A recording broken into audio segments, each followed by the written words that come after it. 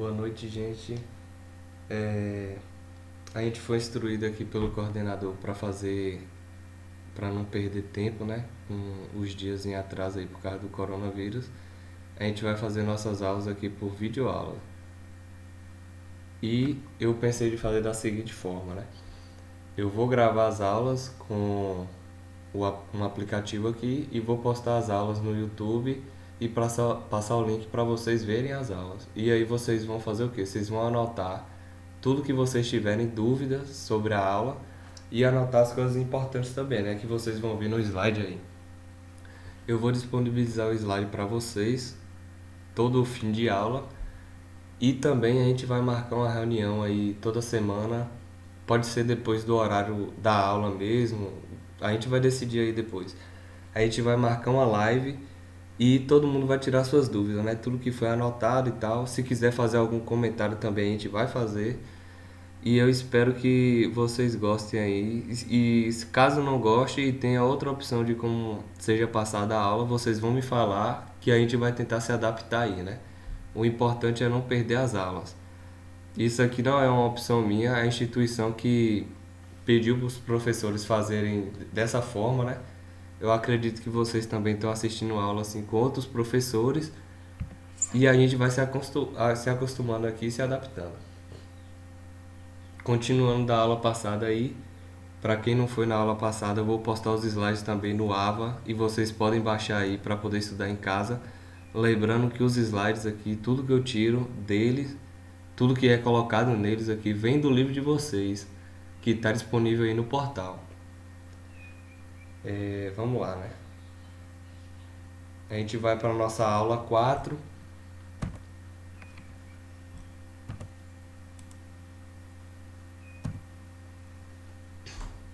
Nosso primeiro slide aí, para interpretar o nosso momento. Vocês estão assistindo a aula do conforto de casa e o professor também está passando a aula de casa. Antes de começar, de entrar aí no assunto, eu queria falar com vocês aqui que vai funcionar da seguinte forma também, que eu esqueci de falar anteriormente. Eu vou passar a parte teórica que é apresentada no livro, como vocês veem lá, e depois eu vou fazer as atividades e vou passar umas atividades para vocês poderem resolver também.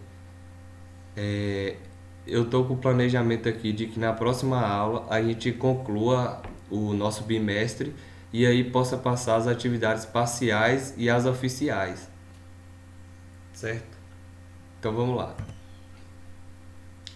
A gente vai continuar o assunto do tópico 2.1 do livro de vocês.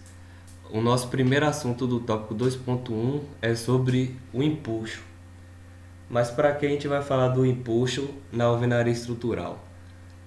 Como muitos de vocês sabem, o empuxo ele pode ser calculado devido à ação ou à movimentação dos líquidos, dos grãos e do solo, né? Eles são geralmente usados para fazer o cálculo da estrutura em silos e piscinas também, e às vezes em muros de contenção. Ela é denominada uma ação permanente na estrutura e ela é calculada a partir do peso específico do material.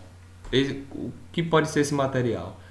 O material ele pode ser o que foi visto aí no primeiro tópico do slide, né? Líquido, grão, solo. Ele pode ser um solo argiloso, um solo arenoso. Ele pode ser o grão de feijão, pode ser grão de café, pode ser usado também carvão. Tem vários tipos de exemplos aí que podem ser usados. E os líquidos também pode ser feito pelo quê? Se você for fazer uma piscina na sua casa, por exemplo, se você for fazer uma caixa d'água e assim por diante, né? A gente tem que ter uma ideia também de que existem 3 tipos de empuxo, que até não está no livro de vocês, mas que é muito bom citar aqui, que é o empuxo ativo, o empuxo passivo, que são os principais.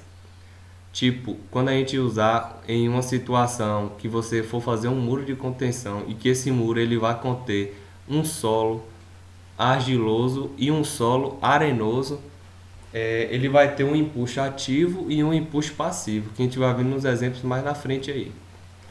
E esse empuxo ele é calculado com um ângulo de atrito. O que é esse ângulo de atrito? Quando, vamos dizer assim, uma molécula de argila, um grão de argila ou um grão de areia, ele vai ter um ângulo de atrito entre um e outro, né? Ele vai gerar aquele cisalhamento. E é esse ângulo de atrito que a gente vai utilizar para fazer o cálculo aí da nossa estrutura aí da alvenaria estrutural. Vamos aos exemplos aqui. A gente tem um empuxo no repouso. Quando é esse empuxo no repouso? Quando a massa do solo se mantém em equilíbrio perfeito, sem deformações em sua estrutura, geralmente equilibrada lateralmente pela continuidade do maciço em todas as direções. A gente tem um empuxo ativo, que é o que a gente vai mais utilizar aqui nos exemplos, é quando o parâmetro se afasta do solo. Nesse caso, o solo sofre uma distensão por esse afastamento do plano de contenção, mobilizando sua resistência interna de cisalhamento.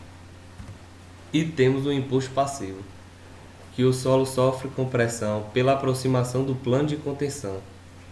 Ou seja, quando o empuxo ativo ele empurrar essa contenção para o lado oposto, o material que estiver nesse lado oposto ele vai ser comprimido, porque o solo ele está empurrando na direção da contenção e a contenção está sendo empurrada contra ele, causando uma compressão. Nesse caso, são mobilizadas tensões de cisalhamento para resistir a essa compressão. A gente tem um exemplo aqui, né, que foi tirado do livro. A gente tem aqui apenas o empuxo ativo e não o passivo, que é quando o parâmetro se afasta do solo. Nesse caso, o solo sofre uma distensão por esse afastamento no plano de contenção, mobilizando sua resistência interna de cisalhamento. A gente tem um exemplo aqui, certo? A gente vai ter um muro de contenção feito de alvenaria, né? Pelo desenho aqui. Ele vai ter 4 metros, é de uma argila arenosa e o seu peso específico vai ser esse aqui, 18 kN por metro cúbico. E o ângulo ele vai ser de 25 graus. E o esquema estático vai ser dessa forma aqui, né? Em triângulo. Vocês vão anotando, não se esqueça de anotar as coisas importantes. A gente vai usar, eu vou tentar fazer o máximo para ser bem parecido do que eu passava na sala de aula, para não ficar uma coisa aqui muito chata, né? A gente vai ter também na estrutura o desaprumo. O que é esse desaprumo na estrutura? Ela vai ter uma ação permanente. Vocês devem estar se perguntando aí o que é ação permanente, mas a gente vai ver mais à frente aí o que é ação permanente. Ela vai ter uma ação permanente nessa estrutura. E ela é feita de quê? Ela é feita de possíveis imperfeições geométricas. Como assim? Quando você vai assentar o bloco para fazer a sua estrutura de alvenaria estrutural ou de alvenaria de vedação, o que acontece? O pedreiro, quando ele vai assentar os blocos, às vezes ele pode começar a assentar o bloco e a parede ela possa ficar com aquela famosa barriga, né? Aquilo ali é um desaprumo que vai gerar na estrutura um momento e também vai gerar um peso, né?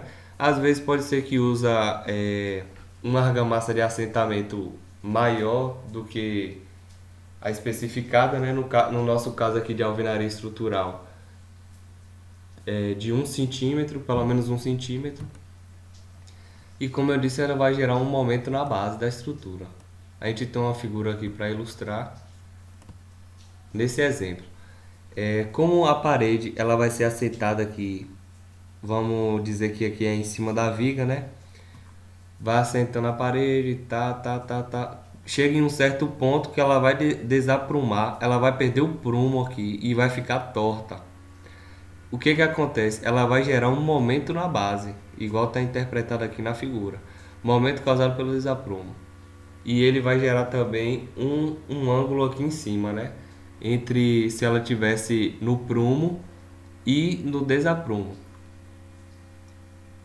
A gente tem um exercício aqui prático que eu vou passar para vocês, eu vou filmar e vou passar para vocês sobre o desaprumo e o empuxo.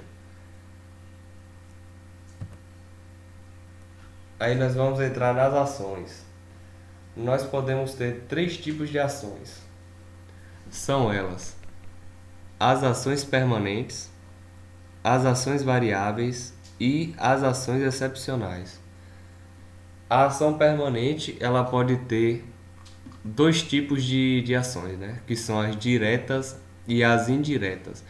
As ações permanentes, elas vão estar ali sempre na estrutura. Ela vai ter, não importa o que aconteça, elas vão estar ali sempre. Você já sabe que elas vão permanecer naquele estado. Tipo, nós temos aqui nas ações diretas, por exemplo, o peso próprio da estrutura, que quando você faz a estrutura e conclui, ela vai ter sempre aquele peso ali. Você sabe que a gente, no concreto armado, a gente tem um peso específico aí de 25 kN por metro cúbico para concreto armado, e o concreto puro ele vai ter 24 kN por metro cúbico. Esse é o peso da estrutura, ele é permanente, ele não vai variar, sempre vai ser esse peso.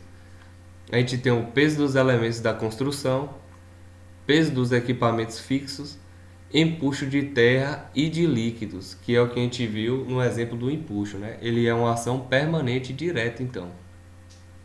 E nós temos as ações permanentes indiretas. Ela é causada pelo quê? Ela é causada e forma o quê? Os deslocamentos de apoio, retração do concreto. Um exemplo, quando você concreta uma laje e você simplesmente não faz a cura dessa laje, que foi o que eu disse na última aula que a gente teve em sala de aula, né? Se você não fizer a cura do concreto, ele vai causar um efeito de retração. O concreto ele vai retrair, né? Isso é uma ação indireta.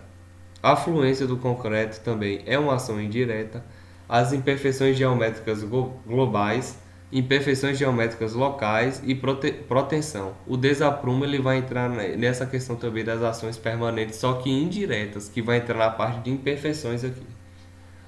E nas ações variáveis, nas diretas, nós vamos ter as cargas acidentais, porque ela é uma ação variável. Porque a carga que a gente vai ter em uma sala, por exemplo, ela vai ser diferente de uma carga que é gerada em uma biblioteca. E assim por diante, né? A gente tem que usar a NBR 6120 para ver essa questão das ações variáveis. Ela sofreu uma atualização no final do ano passado. A gente vai ter também a ação do vento, que a gente vai usar nessa aula aqui, é da NBR 6123, que foi revisada em 2013. Eu recomendo que vocês procurem aí no Google, pode ser pausar esse vídeo aqui agora, e procurar a NBR 6120 e a NBR de ação do vento, que é a NBR 6123. Aí vocês procuram a NBR 6120 de 2019, que foi a última revisão dela, né? E a NBR 6123 de 2013, que foi a última revisão dela. A gente vai ter também nas ações variáveis diretas a ação da água e ações variáveis durante a construção. O que são essas ações variáveis durante a construção?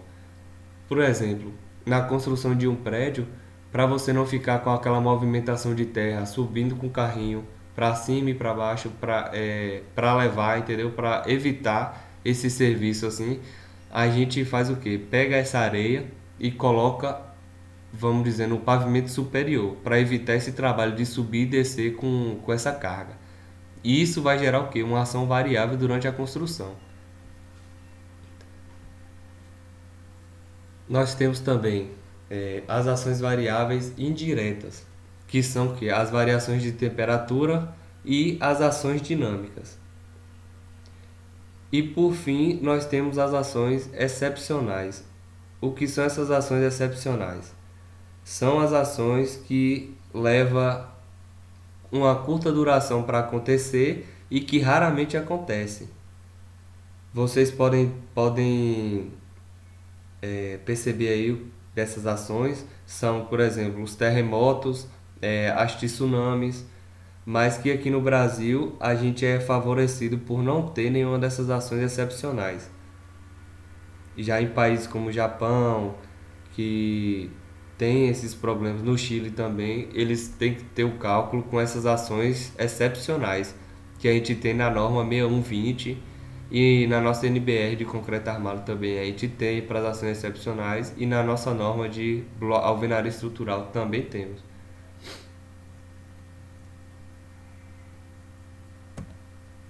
Vamos lá. A ação do vento. A gente vai entrar aqui agora na ação do vento. Ela é uma ação variável, né? Como a gente viu anteriormente no nosso esquema ali de ações. E ela vai ser uma ação variável mais importante para fazer o nosso cálculo da alvenaria estrutural. Ela tem a grande parte dessa ação, ela está sujeita às ações do vento. Como eu falei anteriormente, ela é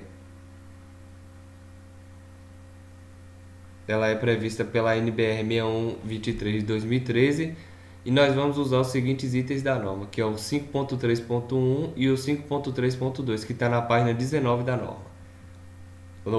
Desculpa, na página 9. A gente vai ver mais na frente aí. O nosso vento ele é calculado em metros por segundo. Ele é dado na norma em metros por segundo também. E nós vamos ter três coeficientes aí para fazer o nosso cálculo do vento, né? Para a gente achar a nossa ação do vento. Ela vai ser o S1, o S2 e o S3. Eu vou abrir a norma aqui para vocês verem. A gente vai utilizar o S1, o S2 e o S3 para fazer o nosso cálculo do VK. Que também a gente vai fazer uma atividadezinha aí para vocês verem como é que funciona. O VK ele é o que? É a velocidade característica do vento. Ela vai depender de vários fatores, como velocidade básica do vento, fatores topográficos, considerados pelo coeficiente S1, que a gente vai ver na norma. A rugosidade do terreno, que é calculado ou que é visto na norma pelo coeficiente S2. E o fator estatístico, né? Grau de segurança e vida útil da edificação, considerados pelo coeficiente S3. Então, se tratando de um terreno plano, temos que o coeficiente S1 ele vale por 1.0, que é o que a gente vai mais utilizar aqui nos nossos exemplos, né? E nas atividades que a gente vai fazer também como exemplo, e nas parciais e nas oficiais. O meu S2 ele vai depender da categoria e da classe da edificação. Desculpe. E o meu coeficiente S3. Pelo fato da edificação ser de uso residencial, sabemos que o coeficiente S3 ele vale 1.0.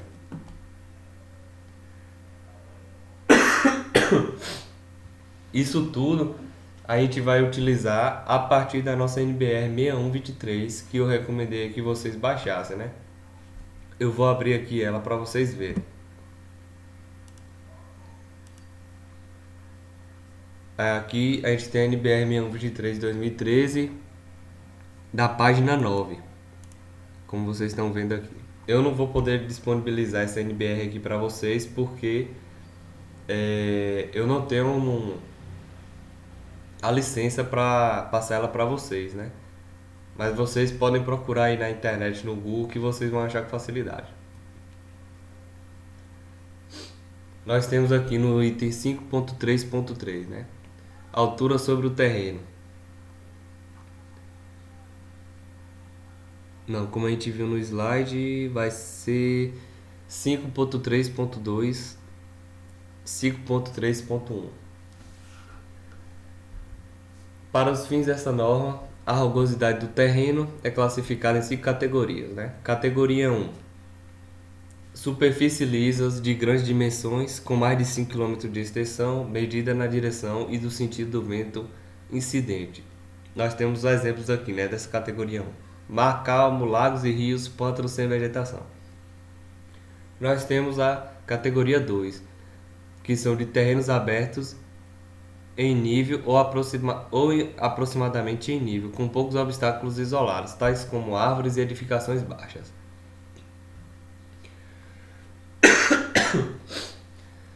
desculpa, nós vamos ter aqui as zonas costeiras planas, os pântanos com vegetação rala, campos de aviação, pradarias e charnecas, fazendas sem sebes ou muros. Quando fica uma casa, por exemplo, em uma fazenda, e ela não tem casas vizinhas, ela vai se enquadrar nessa categoria 2. A cota média do topo dos obstáculos é considerada inferior ou igual a 1 metro. Nós vamos ter também a categoria 3, que são de terrenos planos ou ondulados com obstáculos tais como sebes ou muros, poucos quebra-ventos e quebramentos de árvores, edificações baixas e esparsas. Exemplos: granjas e casas de campo, com exceção das partes com matos, fazendas ou sebes ou muros, subúrbios em considerável distância do centro, com casas baixas e esparsas, né? No caso, numa zona mais, vamos dizer assim, no subúrbio da cidade, né, que são as periferias ali, a gente vai calcular com essa categoria 3 aqui, o nosso vento, que ele vai se enquadrar aqui nesse terceiro item aqui da categoria 3. Aí nós vamos ter também a categoria 4, que são terrenos cobertos por obstáculos numerosos e pouco espaçados em zona florestal, industrial ou urbanizada. Aqui a gente já se enquadraria aí mais no centro aí, vamos dizer assim, da cidade de Itabuna, né? Que vão ter uns prédios, que ele vai estar na cota média do topo dos obstáculos, igual a 10. Que no caso aí em Itabuna tem alguns prédios e o vento ele vai passar por esses prédios em uma velocidade em certos pontos e ele vai descer em outra velocidade em outros pontos. Então a gente vai usar a nossa categoria 4, que é em terrenos cobertos por obstáculos numerosos e pouco espaçados, em zona florestal industrial urbanizada, zonas de parque e bosques com muitas árvores, cidades pequenas e seus arredores e subúrbios densamente construídos de grandes cidades, áreas industriais plenas ou parcialmente desenvolvidas. E nós vamos ter a categoria 5. Esta categoria também inclui zonas com obstáculos maiores e que ainda não possam ser consideradas na categoria 5. Né? Isso aqui é enquadrado na categoria 4. A nossa categoria 5 ela vai ser de terrenos cobertos por obstáculos numerosos, grandes, altos e pouco espaçados. Nós temos aí como exemplo floresta com árvores altas, de copas isoladas, centros de grandes cidades, complexos industriais bem desenvolvidos. E a cota média dela é a média, né? Do topo dos obstáculos é considerada igual ou superior a 25 metros. E para a gente definir o nosso S1, a gente vai usar as dimensões da edificação.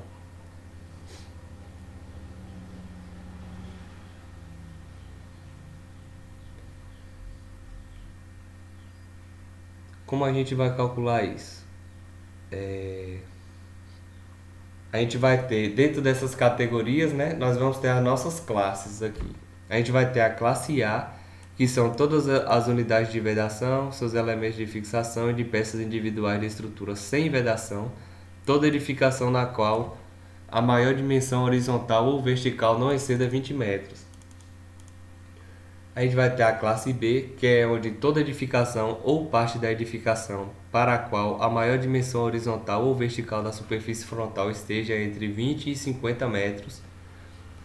E a gente vai ter a nossa classe C, que é toda edificação ou parte de edificação para a qual a maior dimensão horizontal ou vertical da superfície frontal exceda 50 metros.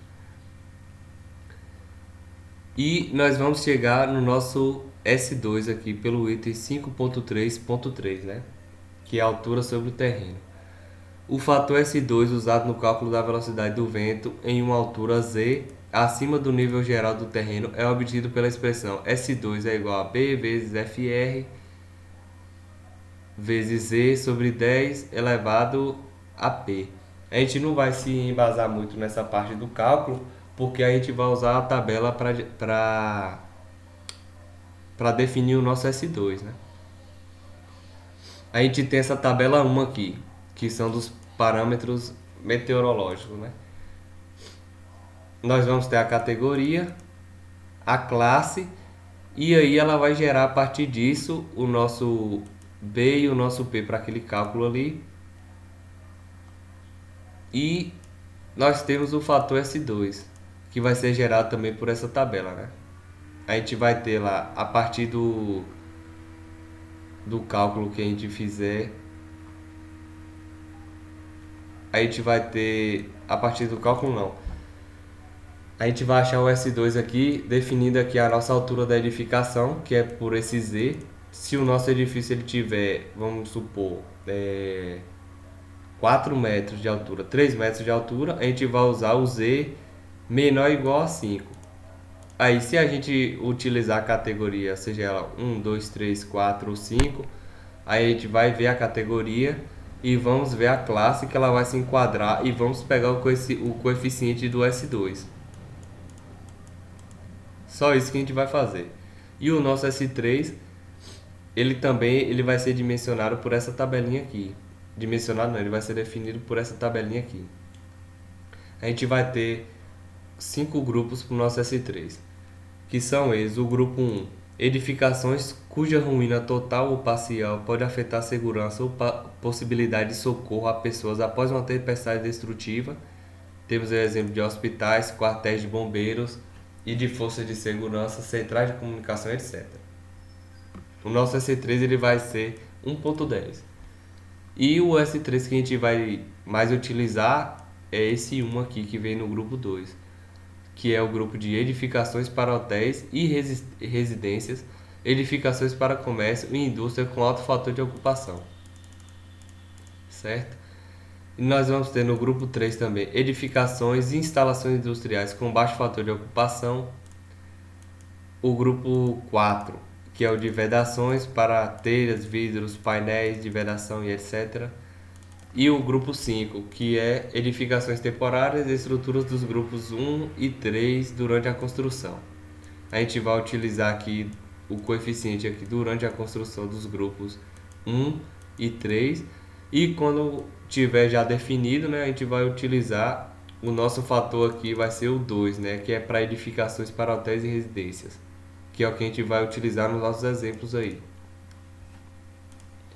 Depois que vocês baixarem essa norma, eu aconselho a vocês darem uma lidinha aqui nas definições aqui do S1, do S2 e do S3, né, que a gente vai mais utilizar para calcular o nosso vento. Certo? Aí nós vamos voltar aqui para o slide.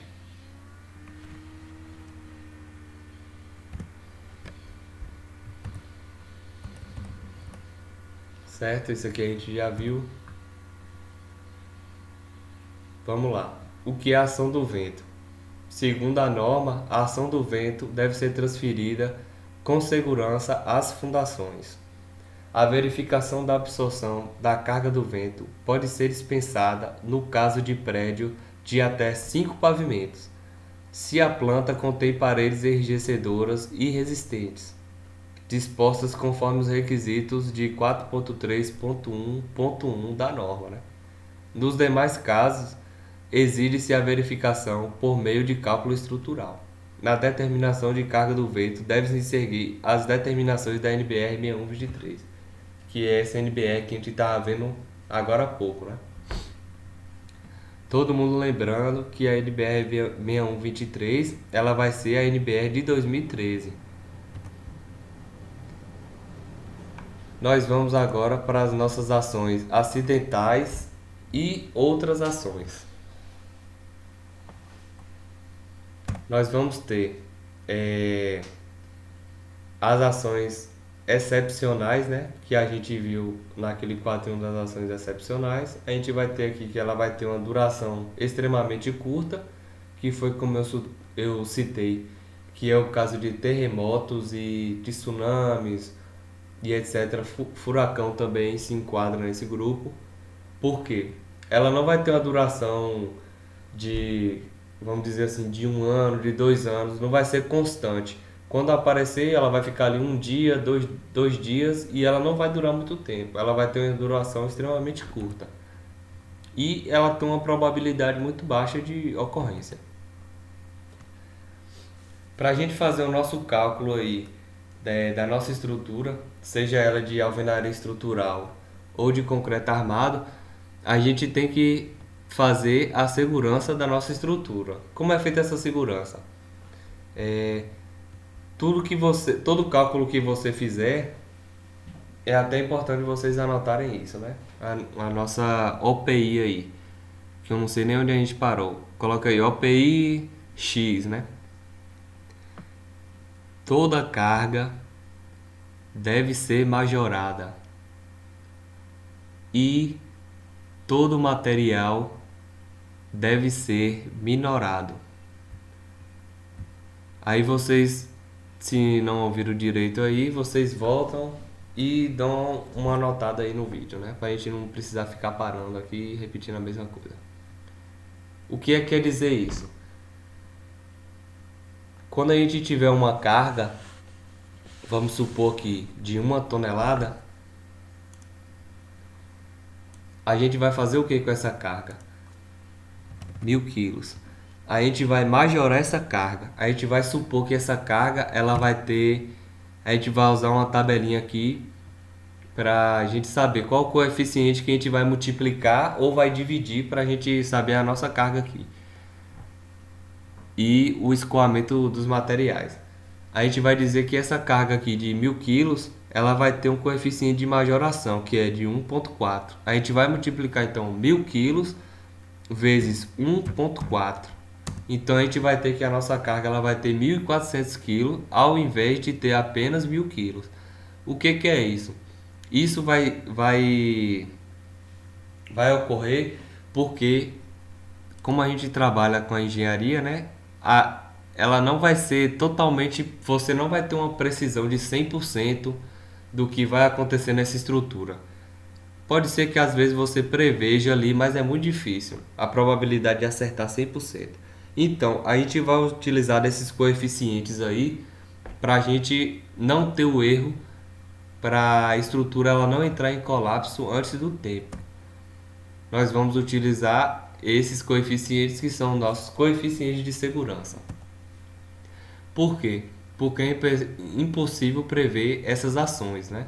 Ninguém sabe qual ação que vai ser prevista ali naquele lugar. Ela é usada para cobrir as incertezas, que no caso é a previsão que a gente não tem, né? A gente não sabe.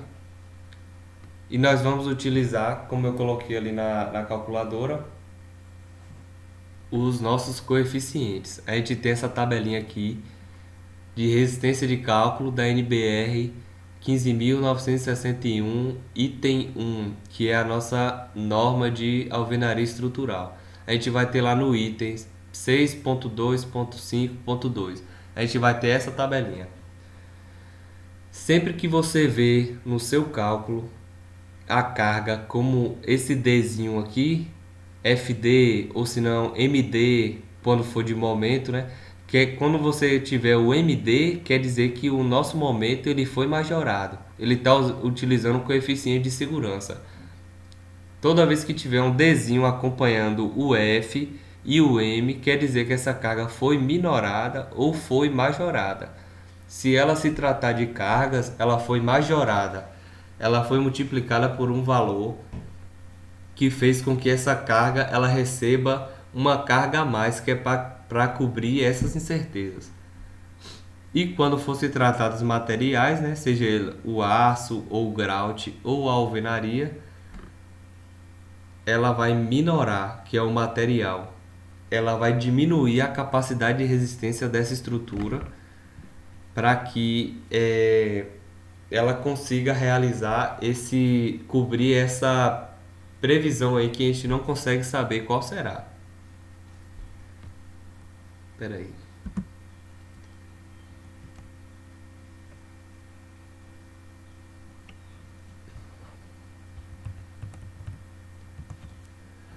Então, nós vamos ter aqui o nosso FD, ele vai ser igual ao FK dividido pelo nosso coeficiente aqui, o nosso gama M. Que a gente vai ter a combinação desse gama M em quê? Em ações normais, especiais ou de construção, que é o que eu já falei, né? Quando está construindo e precisa fazer aquela locomoção de terra ou de brita para o pavimento superior, para utilizar no pavimento mais acima. E tem as ações excepcionais, que, como eu disse aí, que são as ações lá de tsunami, terremoto, furacões. E a gente vai ter aqui, no caso da aderência entre aço e o grout, lembrando aí que a gente não vai utilizar o nosso concreto normal na alvenaria estrutural. A gente sempre vai usar o grout. Por que vai utilizar o grout? Porque o grout ele vai ter melhor trabalhabilidade e ele vai ser ele não vai precisar ser vibrado. Porque se você vibrar o concreto dentro da canaleta, que é feita de concreto, ela vai pocar e aí vai gerar um problema. Sempre o concreto ele tem que ser vibrado para tirar os vazios de dentro dele, tem que ser feito esse adensamento. Então a gente sempre vai usar o grout, porque o grout ele não precisa ser vibrado e ele vai ter uma resistência que vai cobrir a nossa precisão aí de cálculo. Isso é da aula passada, né, que eu expliquei na aula passada. Então vamos lá. No caso de aderência entre aço e o grout, ou argamassa que o envolve, deve ser utilizado o valor de γm igual a 1,5. Nesse caso aqui, né? Para verificações do estado limite de serviço, deve ser utilizado o valor γm igual a 1 no estado limite de serviço, que a gente já viu na aula passada também, sobre os estados limite de serviço e estado limite último. A gente vai detalhar mais aqui na frente.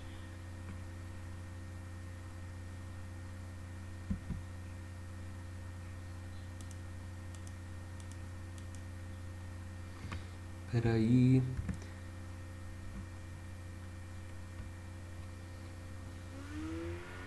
Vamos lá. Solicitação de cálculo segundo a NBR 15.961 e parte 1, né? Os nossos valores de cálculo, eles vão ser o quê? Os valores de cálculo, que vai ser o nosso FD, são obtidos através dos valores representativos apresentados no item, né, 8.8.1, multiplicados por coeficientes de ponderação que constam nas tabelas de 1 a 5 da NBR 8681 de 2003, ou no resumo apresentado na tabela 7 para alguns casos mais comuns. Aí nós temos aqui a tabela 7, que tem os coeficientes de ponderação para combinações normais de ações. Vamos lá. A gente vai ter a nossa categoria da ação, que a gente viu lá na nossa listinha de ações, que ela pode ser permanente ou variável. E nós temos o nosso tipo de estrutura. Quais são esses tipos de estrutura, né? A gente vai ter o tipo 1A, que vai ser de pontes em geral, né? Ela vai ter o quê? Uma carga. No tipo 1 são aquelas em que as cargas acidentais superam 5 kN por metro quadrado, que no caso residencial não vai ser nosso caso, né? Em casas aí geralmente a gente vai utilizar até uns 3 kN por metro quadrado, no máximo aí até 4 kN por metro quadrado. Em residencial unifamiliar, né? A gente vai usar o que? O nosso efeito vai ser esse tipo 2 aqui, né? Nas ações permanentes. A gente vai utilizar a gente vai calcular como desfavorável e vai utilizar o nosso coeficiente 1.4. E nas variáveis também, na edificação tipo 2, como a gente viu aqui, a gente vai utilizar o nosso coeficiente 1.4 também.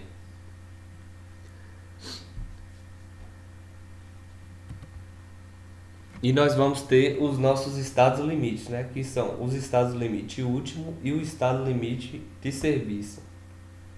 Os estados limite últimos são os estados que, pela sua simples ocorrência, determinam a paralisação no todo ou em parte do uso da estrutura.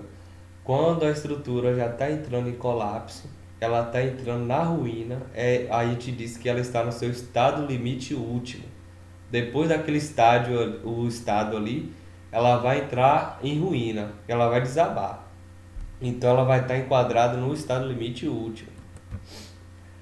E nós temos os estados limites de serviço, que são os estados que, por sua ocorrência, repetição ou duração, causam efeitos estruturais que não respeitam as condições especificadas para o uso normal da construção, ou que são indícios de comprometimento da durabilidade da estrutura. O que é esse estado limite de serviço, ou ELS, né? Como a gente vai mais utilizar aí. Quando você vê uma viga que ela está trincando, ou seja, ela está entrando no estado limite de serviço. Outro exemplo também é a laje, o excesso de vibração em lajes. O cliente ele não vai ter, o morador, né, ele não vai ter o conforto visual ou o áudio também, né? Ela vai gerar aquela vibração que vai incomodar e tal. Então quer dizer que ela está no estado limite de serviço. Nós vamos utilizar o que nesses estados?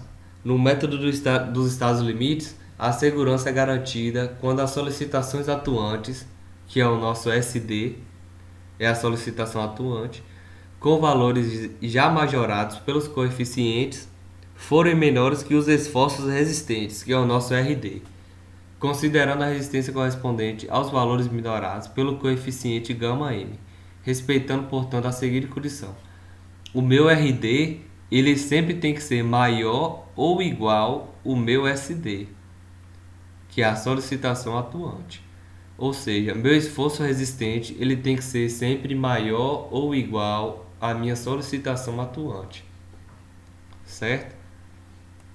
Isso é um item importante para vocês anotarem. A gente vai utilizar para fazer os nossos cálculos aí, para achar o momento e tal, a nossa área de aço. A gente vai utilizar em alguns casos o RD e o SD. As ações utilizadas em cada combinação devem ser multiplicadas pelos respectivos coeficientes de ponderação e a segurança precisa ser verificada tanto em função das combinações últimas quanto em função das combinações de serviço, que foi aquela tabelinha que a gente viu aqui, e a gente vai adicionar na nossa combinação das ações do estado limite último, né? Geralmente aqui, essa tabelinha aqui foi tirada da NBR 6118 de 2014. Ela determina as combinações últimas indicadas no quadro 2.2. A gente vai utilizar qual? A gente vai utilizar essa combinação última aqui normal. Sempre a gente vai nas provas e nas atividades parciais e nas oficiais, a gente sempre vai utilizar a combinação normal. E o nosso cálculo das solicitações, ele vai ser esse aqui, com esse FD, certo?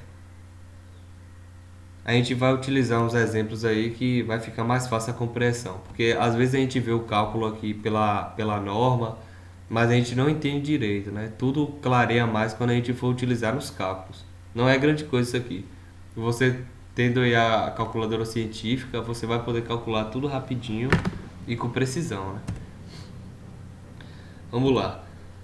A gente vai ter aqui FD, que vai ser igual ao meu gama G vezes FGK mais gama EG vezes F EGK. A gente vai ter toda esses algoritmos aqui, algoritmos não, né? Todas essas definições aqui, e a gente tem uma tabelinha que foi tirada até do livro de vocês também, que vai especificar isso aqui tudo. Esse FD, ele representa o valor de cálculo das ações para a combinação última. O FGK, ele vai representar as ações permanentes diretas. O meu FEK, ele representa as ações diretas permanentes, como a retração e variáveis como a temperatura. Ele vai ter o FQK, que representa as ações variáveis diretas, das quais FQ1K é escolhida a principal. E nós vamos ter aqui o meu Psi0. Ele representa o valor da redução de combinação para o estado limite último, podendo ser obtido pela tabela 6 da nossa NBR 8681/2004. E o gama G e o gama Q, que representam os coeficientes de ponderação, podendo ser obtidos na tabela 1 da NBR 8681 de 2004.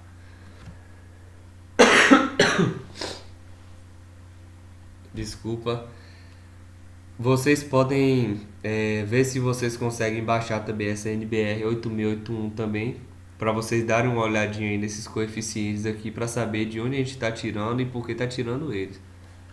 Eu não vou aprofundar muito aqui, porque senão a aula vai ficar muito extensa e não vai dar para mostrar dentro do prazo aqui que a gente vai estabelecer depois, né? E nós vamos ter as combinações das ações no estado limite de serviço. Assim como o estado limite último, ele tem as suas combinações, o estado limite de serviço, ele também vai ter as suas combinações.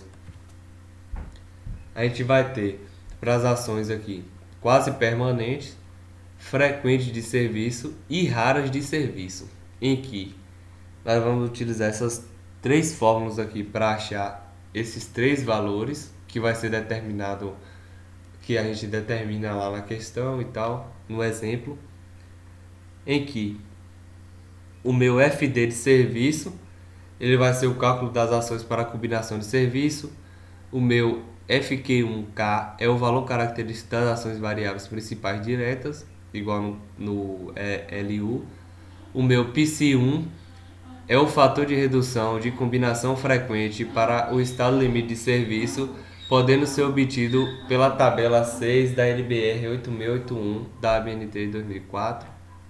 Eu recomendo que vocês baixem, de novo eu estou falando aqui, para vocês darem uma olhada, né? Para não ficar uma coisa muito diferente aqui para vocês não terem uma base assim, né? Mas vocês baixam aí só para dar uma olhadinha. E tem o PC2, que é o fator de redução de combinação quase permanente para o estado limite de serviço, podendo ser obtido pela tabela 6 da NBR 8681 de 2004. Aqui foi tirado do livro de vocês, é o mesmo exemplo, né? Essas duas tabelinhas aqui eu tirei do livro de vocês, né? Que é o estado limite último e o estado limite de serviço. Se vocês pegarem um livro aí e vocês olharem já lá no finalzinho do nosso item 2.1, vocês vão ver essas duas tabelinhas aqui, certo? Tem um exemplo aqui que eu vou passar para vocês e vou explicar para vocês entenderem melhor como é que vocês vão utilizar aí esses estados limite. E é só isso, né? O nosso slide, né? A nossa parte teórica, nós vamos utilizar nessa aula somente isso, que é o que eu passaria para vocês na sala de aula. E agora eu vou fazer para vocês um exemplo aí, para vocês verem como é que funciona na prática, né? O nosso empuxo, vou fazer um cálculo aqui com empuxo ativo e empuxo passivo, dar uns exemplos. Tem o nosso desaprumo também, da alvenaria. Nós vamos fazer uma atividade aqui para mostrar melhor como é que se aplica a fórmula e na prática, né? Nós vamos ter um exemplo aí do desaprumo e vamos fazer também uma atividade de ação do vento, para vocês verem como é que se enquadra aí, utilizando a NBR 6123. No livro de vocês, a gente vê aqui no livro de vocês, tem essa atividade desse edifício aqui que eles passam, tá vendo? A gente tem um esquema de carregamento do edifício e tal. E aqui na nossa planta do edifício, ele vai ter as dimensões de 10 por 20. Só que nesse exemplo aqui, eu acho que foi utilizado a NBR antiga de ações do vento. Então, esse cálculo que vocês vão ver aqui na tabela, o S1, o S3, o S2 e o S3, eles vão estar com valores diferentes, que a gente vai ver aqui agora, certo? Aqui tá até com erro de digitação, era para ser S2 aqui. Vocês não se baseiam nisso aqui, certo? Vocês têm que se basear na norma 6123 de 2013, que foi a última aí a ser revisada.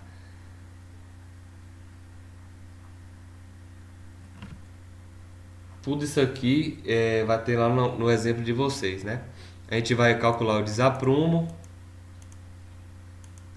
que tem lá no exemplo. A gente só não vai calcular aqui o empuxo, porque o nosso edifício ele não vai conter grãos, nem líquidos aqui, nem vai ter nenhum solo aqui pegando na parede, né?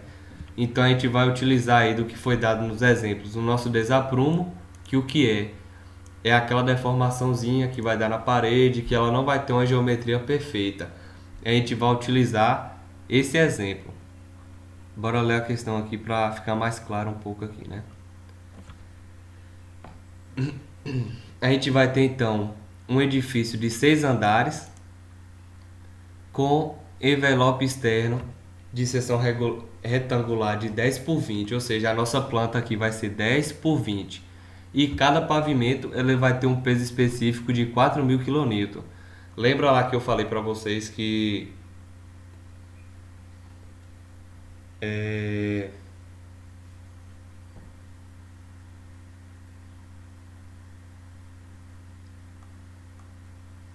da nossa ação lá, da NBR, ela vai ter uma especificação de peso e de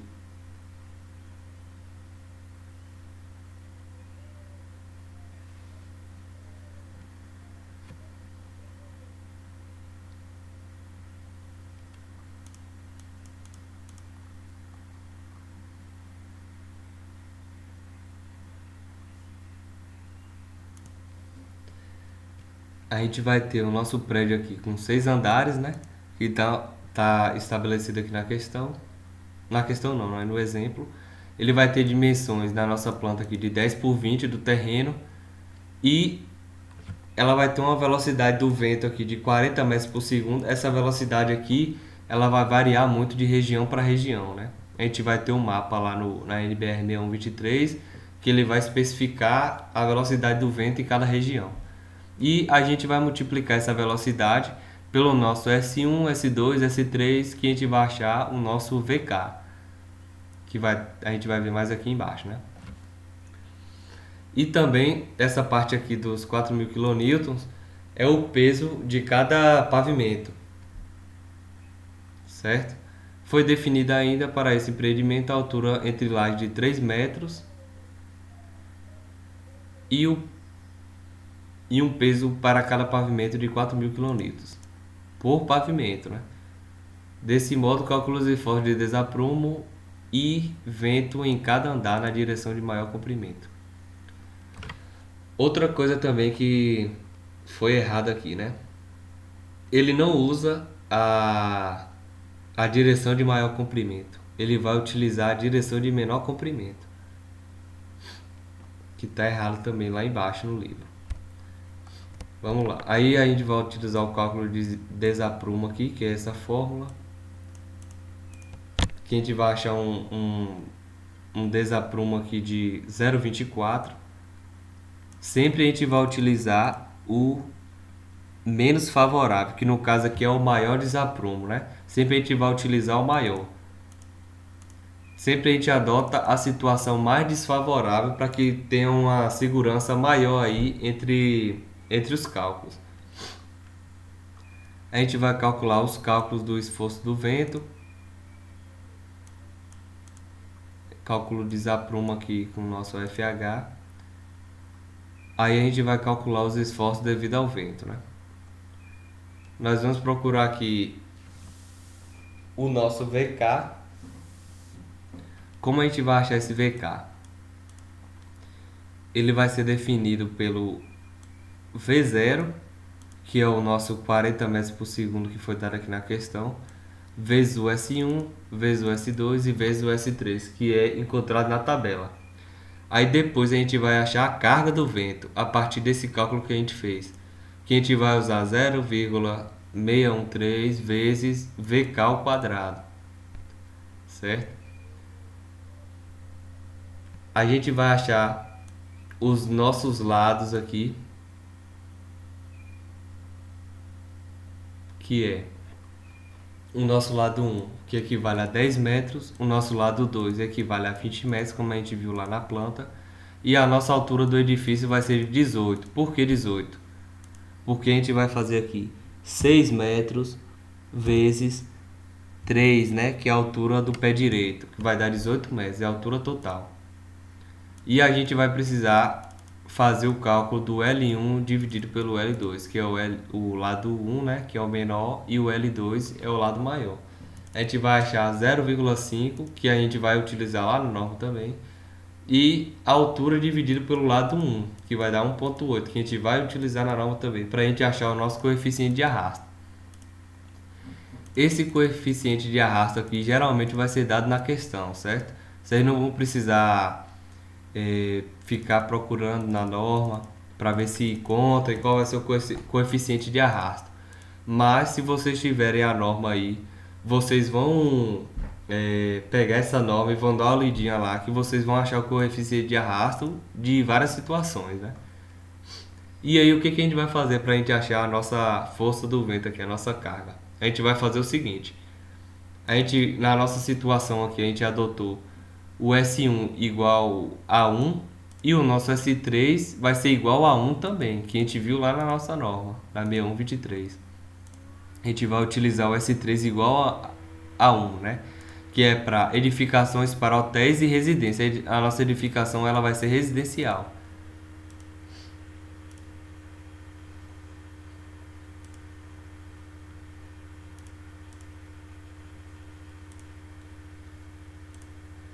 E o nosso S1 ele vai ser igual a 1. Por quê?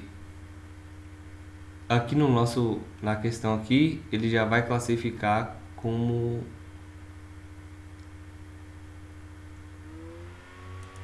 ele já vai adotar o nosso S1 como 1. Cadê?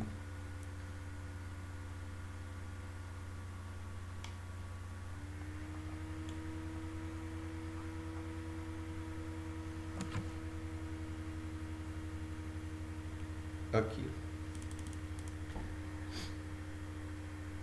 Para resolver o problema, podemos utilizar a NBR 6123, cuja isopleta apresenta uma velocidade básica de 42 metros por segundo para a cidade de Curitiba. E se tratando de um terreno plano, temos o coeficiente S1 vale 1, que é dado aqui na questão.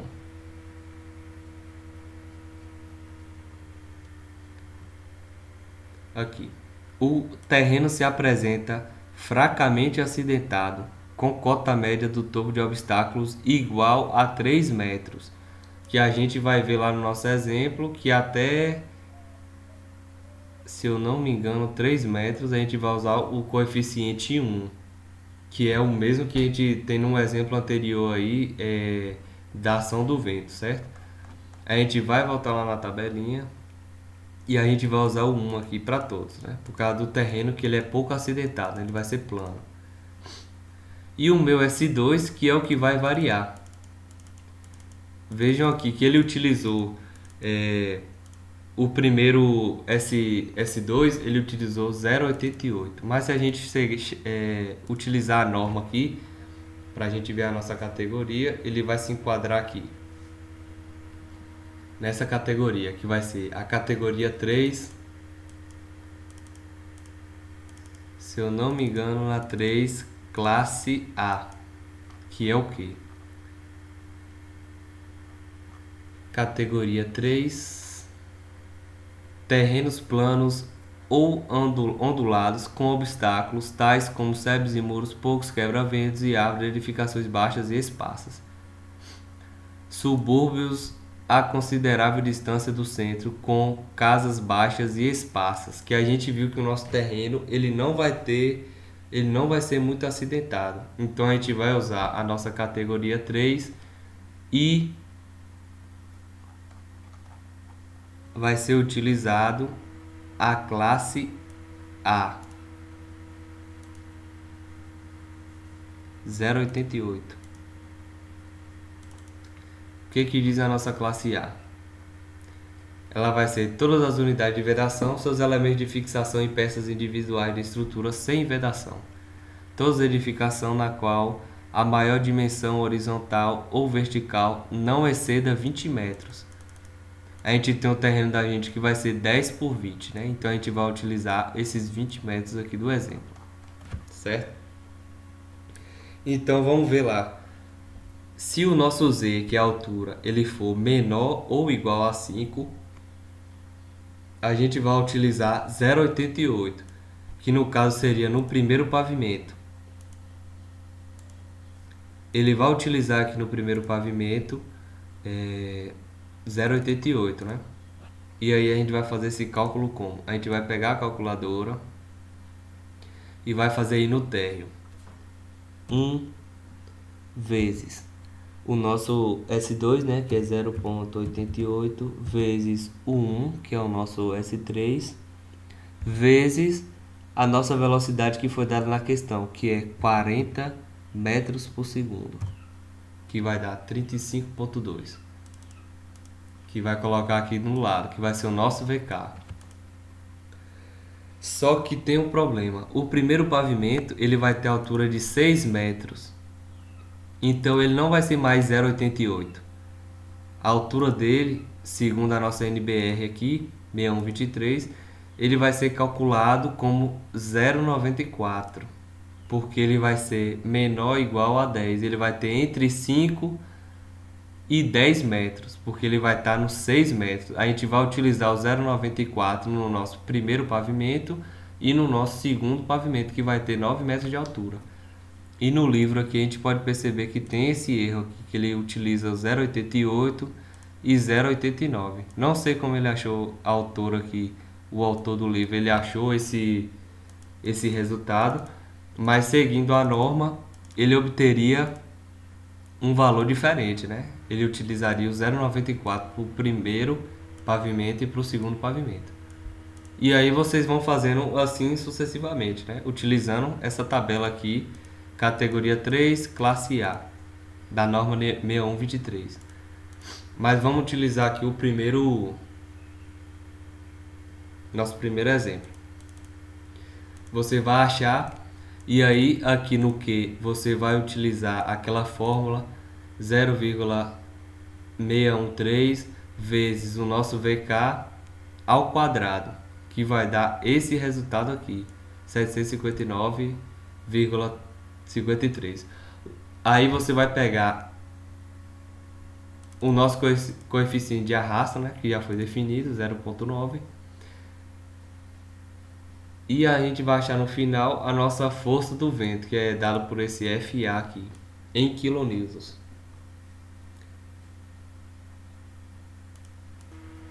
Certo? Aí a gente vai ter o que? A gente já conseguiu achar o nosso VK. E a partir desse VK a gente vai utilizar aquela fórmula, que a gente vai achar a formulazinha do nosso Q aqui, que a gente vai achar 0,613 vezes o meu VK ao quadrado, que vai dar esse valor. Pronto, aí a gente já tem os nossos três valores. A gente vai fazer o que? Vai multiplicar para a gente achar o FA, né? Que é a força de arrasto do vento. A minha força de arrasto do vento, ela vai ser dada em kilonewtons. E ela vai ser calculada como? Ela vai ser a multiplicação do Q vezes o coeficiente de arrasto vezes a área efetiva. Essa área efetiva você vai achar lá na norma também 6123. Fazendo o cálculo aqui, a gente vai ver que o valor vai ser igual. A gente só está usando o térreo aqui porque é o único que está dando certinho aí com a norma, certo? Os outros valores aqui do primeiro pavimento, segundo pavimento, terceiro, quarto, quinto, ele vai dar um coeficiente do S2 aqui diferente. Então eu preferi fazer só esse térreo aqui para não dar muita confusão aí. Vocês peguem aí a NBR 6123 e dão uma olhadinha lá no cálculo do S2, né? Na tabela do S2, para vocês verem qual S2 vocês vão utilizar. Aí a gente vai multiplicar 759,53 vezes o meu coeficiente de arrasto, que é 0,9, vezes a minha área efetiva, que é 15, que vai dar igual a 10,10.253,655. Só que ele, como ele quer em quilonewtons, você vai fazer o quê? Você vai dividir por 1000. Quando tiver o K, quer dizer que ele tem 1000. Você então vai dividir por 1000. Esse valor dividido por 1000, ele vai ser igual a 10,25, né, aproximadamente. Que aí a gente achou a minha força de arrasto do vento. Então, é só isso aqui que a gente vai dar na aula de hoje. Eu vou fazer os exemplos aqui gravados no celular, na folha, né? Vou escrever na folha e vou passar aqui para vocês, porque como eu não tenho muita prática aqui ainda para fazer os desenhos aqui no Paint ou qualquer outra ferramenta aqui, porque não vai sair perfeita a minha letra, então eu prefiro fazer na folha, filmar e passar para vocês, que eu acho que vai ser melhor para vocês entenderem e vai ser mais prático, né? Para fazer esse exercício aqui, eu mostrei para vocês esse exercício por quê? Porque ele consta com alguns erros, né? Se vocês pegarem a norma aí, vai dar incompatível aqui esse valor de S2. Então eu coloquei, pode ser que vocês vão achar meio confuso, mas para você achar todas as fórmulas aqui vão ter aí acima no livro, né? Para você achar o FA, para você achar o Q, para você achar o VK, tá tudo escrito aí no livro. Então vocês dêem uma olhadinha aí e depois vocês vão avaliar essa aula aí e dizer, né? Fazer um comentário se precisa melhorar alguma coisa ou se tá bom assim, se prefere fazer ao vivo. A gente vai vendo isso direitinho depois aí, vai decidindo. Valeu!